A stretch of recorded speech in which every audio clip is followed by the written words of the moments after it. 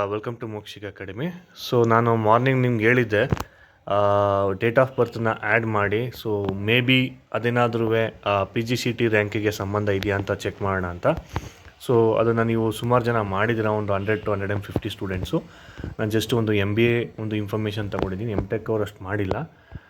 ಹಾಗಾಗಿ ಯಾರು ಜಾಸ್ತಿ ಇದೆ ಅವ್ರನ್ನ ತೊಗೊಂಡು ನಾನು ನಿಮಗೆ ಒಂದು ಕ್ಲಾರಿಫಿಕೇಷನ್ ಕೊಡೋದಕ್ಕೆ ಬಂದಿದ್ದೀನಿ. ಅದಕ್ಕಿಂತ ಮುಂಚೆ ನಮ್ಮ ಚಾನಲ್ನ ಯಾರು ಸಬ್ಸ್ಕ್ರೈಬ್ ಮಾಡ್ಕೊಂಡಿಲ್ಲ ಮಾಡ್ಕೊಳ್ಳಿ. Okay, let us move on to the PGCET marks. ಇಲ್ಲಿ 71 ಇದೆ, 70 ಇದೆ. ಸೇಮ್ ನಂಬರ್ಸ್ ಇದ್ದರೆ ನಮಗೆ ಈಸಿ ಆಗುತ್ತೆ. ಎಸ್, ಇಲ್ಲಿ ನೋಡ್ಬೋದು ಸೇಮ್ ನಂಬರ್ ಒಂದು ಈಗ ಇದೆ. ಇಲ್ಲಿ 62 ಇದೆ. ಇವ್ರದ್ದು 81%, ಇವ್ರದ್ದು 93% ಇದೆ. ಇಲ್ಲಿ ಒಂದು ಅಬ್ಸರ್ವ್ ಮಾಡಬೇಕಾಗಿರೋದು ನೀವು, ಆಬ್ವಿಯಸ್ಲಿ 93% ಇರೋರ್ದು ರ್ಯಾಂಕು ಚೆನ್ನಾಗಿರಬೇಕು, 81% ಇರೋರ್ದು ಕಡಿಮೆ ಇರ್ತದೆ. ಆದರೆ ಇಲ್ಲಿ ಡೇಟ್ ಆಫ್ ಬರ್ತ್ ನೋಡಿದಾಗ ಇವರು ಬಾರ್ನ್ ಆಗಿರೋದು 2001, ಇವ್ರು ಬಾರ್ನ್ ಆಗಿರೋದು 2002. So it is clearly mention that this is based on age. Let us see some other verification ಮಾಡೋಣ, ಬೇರೆ ಯಾವುದಾದ್ರು ಜಾಸ್ತಿ ನಂಬರ್ ಇರ್ತಕ್ಕಂಥದ್ದು. ಎಸ್, ಇಲ್ಲಿ 54 ಅಂತಿದೆ, ಸುಮಾರು ನಂಬರ್ ಇದೆ. ಇಲ್ಲಿ ನೋಡ್ತಾ ಬರೋಣ. 54 ಅಂತ ನೋಡ್ತಾ ಇದ್ದಾರೆ ಸ್ಟೂಡೆಂಟ್ಸ್. ಇಲ್ಲಿ ನಿಮಗೆ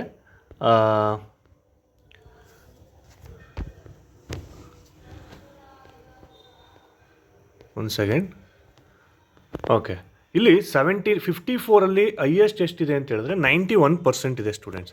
ಬಟ್ ಅವ್ರ ರ್ಯಾಂಕಿಂಗ್ ನೋಡಿ 2277 ಇದೆ. ಓಕೆ, ಸಾರಿ 94 ಇದೆ. ಇಲ್ಲಿ 94 ಇದ್ದಾರೆ. ಓಕೆ, 94 ಇದ್ದಾರೆ ಹೈಯೆಸ್ಟು. ಅವ್ರದ್ದು ರ್ಯಾಂಕಿಂಗ್ ಬಂದು 2460 ಇದೆ. 71% ಇರ್ತಕ್ಕಂಥವ್ರದ್ದು 2247 ಇದೆ. ಸೊ ಅಲ್ಲಿಗೆ 94% ಇರ್ತಕ್ಕಂಥ ಸ್ಟೂಡೆಂಟ್ದು ರ್ಯಾಂಕಿಂಗು ಚೆನ್ನಾಗಿರಬೇಕಿತ್ತು, ಇನ್ ಕೇಸ್ ಅವರು ಪರ್ಸೆಂಟೇಜನ್ನು ಕನ್ಸಿಡರ್ ಮಾಡಿದರೆ. ಬಟ್ ಇಲ್ಲಿ ಏನು ಕನ್ಸಿಡರ್ ಮಾಡಿದ್ದಾರೆ ಅಂತ ನಾವು ನೋಡೋದಾದರೆ 54ನೇ ನಾನು ಹೇಳ್ತಾ ಬರ್ತೀನಿ. 54 ನೋಡಿ, 54 ಇದಿಲ್ಲಿ. ಇವ್ರು ಬಾರ್ನ್ ಆಗಿರೋದು 2002ಅಲ್ಲೇ, ಇವರು ಕೂಡ 2002ಅಲ್ಲೇ ಬಾರ್ನ್ ಆಗಿರೋದು. ಆದರೆ ಇವರು April 3rd ಬಾರ್ನ್ ಆಗಿದ್ದಾರೆ, ಇವರು May 13th ಬಾರ್ನ್ ಆಗಿದ್ದಾರೆ. ಹಾಗಾಗಿ ಇವ್ರಿಗೆ ಫಸ್ಟ್ ರ್ಯಾಂಕ್ ಬಂದಿದೆ, ಇವ್ರಿಗೆ ಜಾಸ್ತಿ ರ್ಯಾಂಕ್ ಬಂದಿದೆ, ಇವ್ರಿಗೆ ಕಡಿಮೆ ರ್ಯಾಂಕ್ಗೂ ಬಂದಿದೆ.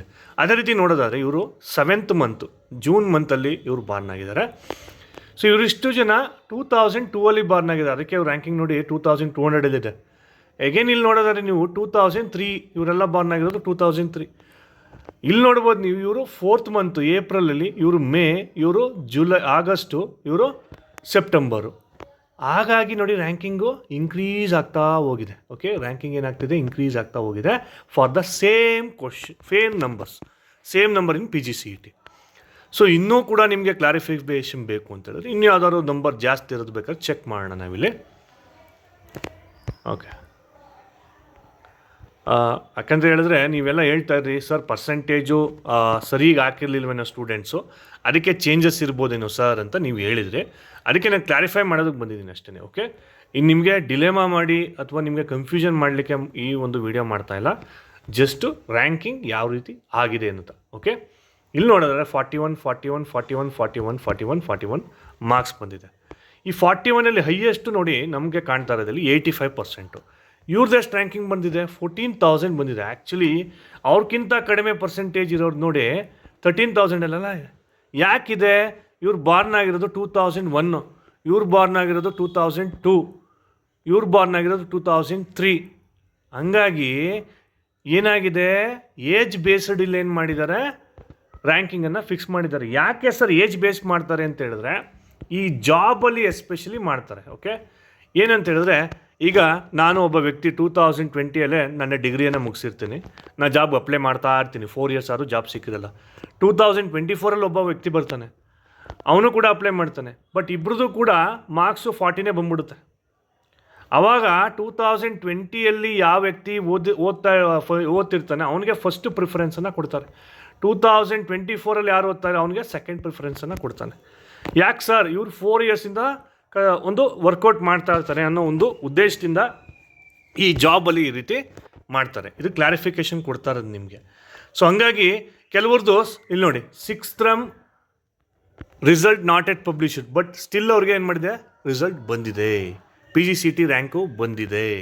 ಸೊ ಹಾಗಾಗಿ PGCET ರ್ಯಾಂಕು ಬಂದಿದೆ ಅಂತ ಹೇಳಿದ್ರೆ ಆಬ್ವಿಯಸ್ಲಿ ಅದು ಏಜ್ ಬೇಸ್ಡೇ ಆಗಿದೆ. ಇಲ್ಲಿ ಇನ್ನೊಂದು ಎಕ್ಸಾಂಪಲ್ ತಗೊಳ್ಳೋಣ.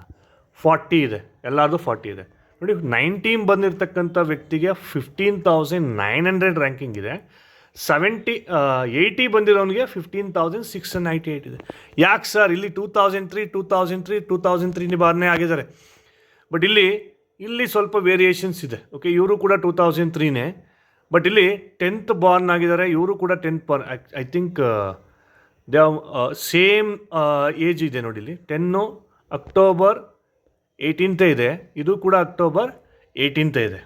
ಸೊ ಸೇಮ್ ಡೇಟ್ಸ್ ಇರೋದ್ರಿಂದ ಇಲ್ಲಿ ಸ್ವಲ್ಪ ವೇರಿಯೇಷನ್ಸು ಆಗಿರ್ಬೋದು. ಓಕೆ, ಬಟ್ ರ್ಯಾಂಕಿಂಗ್ ಅಂತ ಬಂದಾಗ ಇಲ್ಲಿ 987 ಇದೆ ಇವ್ರದ್ದು 16,683 ಇದೆ.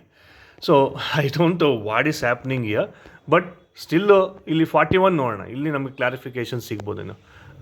ಇಲ್ಲಿ 85% ಬಂದಿರೋರಿಗೆ ನೋಡಿ 85.63 ಇದೆ, ಅವ್ರಿಗೆ 14,869 ಇದೆ. ಇಲ್ಲಿ 85% ಇರೋರಿಗೆ 14,170 ಇದೆ. ಯಾಕೆ ಸರ್? ಇವರು 2004 ಬಾರ್ನು, ಇವರು 2003 ಬಾರ್ನು. ಮೇಲ್ಗಡೆ ನೋಡ್ತಾ ಬನ್ನಿ 2002, 2002, 2002. ಅದರಲ್ಲಿ ನೋಡ್ತಾ ಬಂದರೆ ನಿಮಗೆ ಇವರು ಫಸ್ಟ್ ಮಂತು, ಇವರು 5th ಮಂತು, ಇವರು 10th ಮಂತು. So this is the exact reason as of no.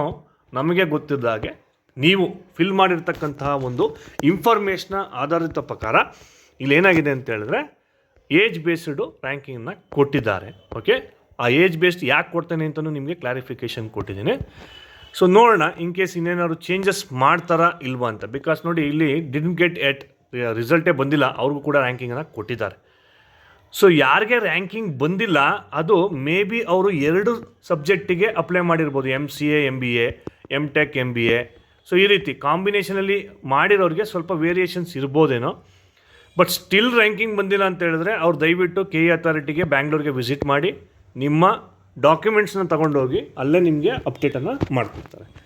So ಮುಂದಿನ ಒಂದು ಮಾಹಿತಿಯನ್ನು ತೊಗೊಂಬರ್ತೀನಿ, ಅಲ್ಲಿವರೆಗೂ ವೆಯ್ಟ್ ಮಾಡ್ತೀರಿ. Thank you.